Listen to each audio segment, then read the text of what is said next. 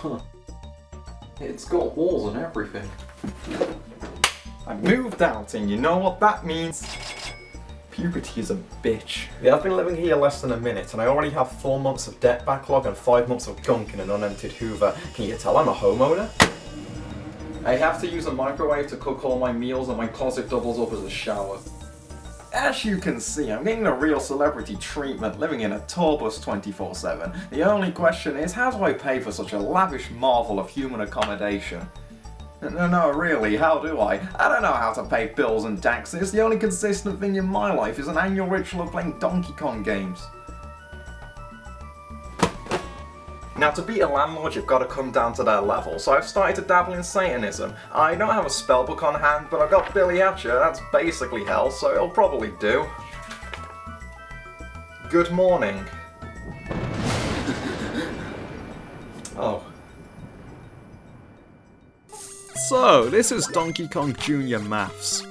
If I had an NES to play it on! We all know the original Donkey Kong trilogy. There's the original, there's Donkey Kong Jr., a solid refinement and expansion on that formula, and then there's Donkey Kong 3, an oddball shooter-esque title featuring Stanley as the main character in his second appearance since my Bible studies classes. These were all ported to the NES after their arcade inception. Being such simple titles, it was an easy way to expand the console's catalogue with minimal effort.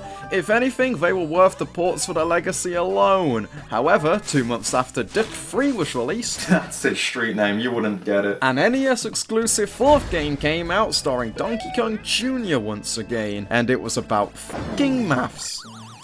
Oh, sorry, I'm just playing the new Donkey Kong game. So, Donkey Kong Jr. Maths came out, launching the educational series of black box games, and it was promptly cammed after an abysmal lack of sales.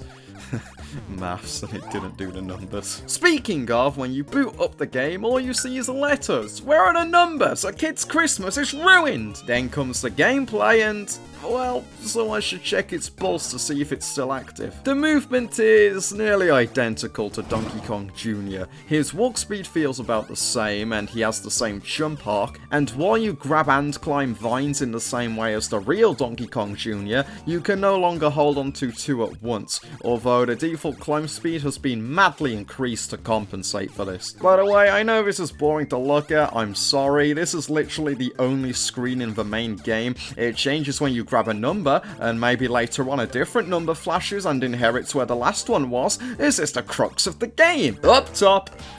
Thank you. Donkey Kong holds a number, and the player must utilize textbook-defining rudimentary mathematics to reach it. Besides him is the player's number, whilst below are the 4 most basic functions: addition, subtraction, division, and multiplication. Well, doesn't this guy have a filthy, grotty mouth? So, you start game A by collecting a number, then move Junior over to the function, then you collect your next number, and alternating between these two things is essentially all there is to the game. Imagine the game show Jeopardy! Now imagine actual Jeopardy, because that would make the game fun. Game B is the exact same thing, only the goal is a bigger number, although this time the player starts with a 3-digit number in their inventory, so it's kind of a different challenge, not necessarily the same, but more... no. You can never pick up more than 1 digit between a function, so say your current number is 100 and you want 115, you'll have to add up to say 109 first, then go back to add another 6 after that. You can't just collect 15 in one go. It's starting to dawn on me how miserable it is that I'm explaining Stone Age mathematics out loud to myself, and myself alone.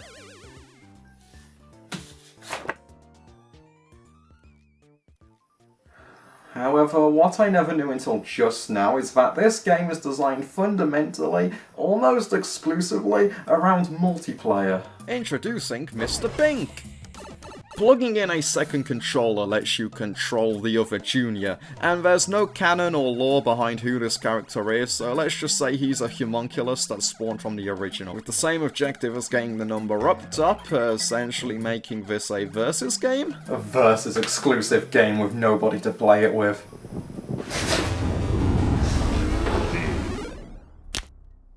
Do you have insurance? Well, somebody's eager.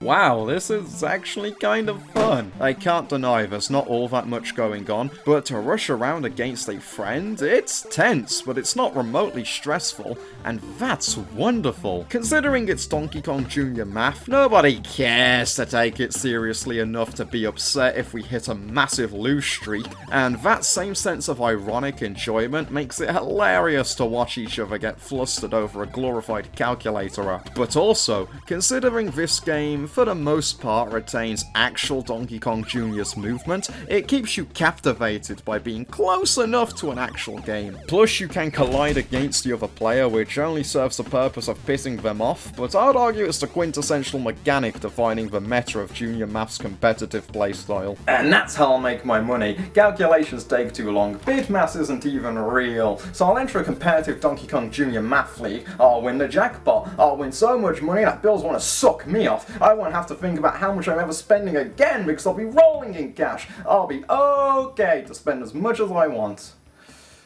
Well, wish me luck. So I won, but I forfeit. The only competitors were me and a second alias I made to guarantee there were enough participants for this event to go on. I did win my prize, uncompromised, but it was only about $10 in Malawi Kwasha.